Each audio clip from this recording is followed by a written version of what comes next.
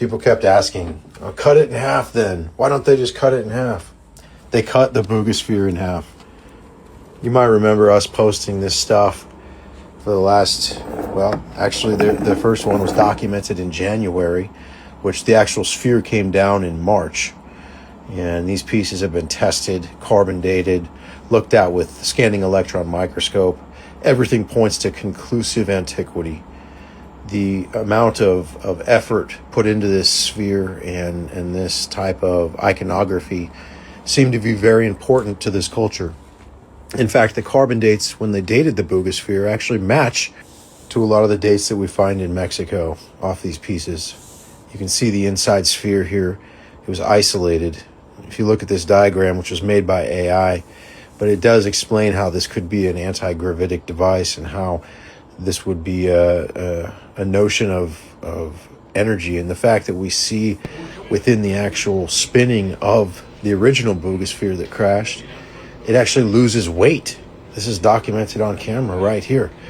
So the fact that this thing loses weight, it weighed less. It weighed 2 kilograms when they found it. It weighs over 10 kilograms now.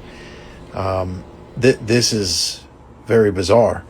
I think there's a real logical purpose here, with Mercury and other things that we've been able to create anti-gravitic type fields.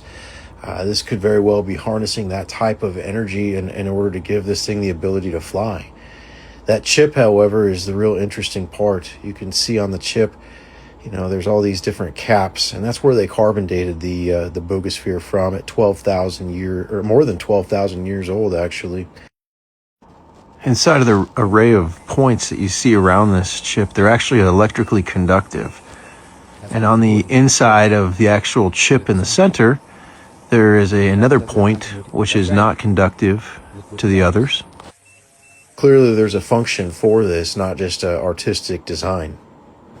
Over the next few weeks, you're going to hear a lot about this, and I imagine the studies and the research will come back, and we'll understand if this is indeed a real piece of ancient civilization technology, or what exactly it is, and how it was made, and everything. It's going to give us a lot of information. So we're very fortunate to see its brother or sister. Well, till next time.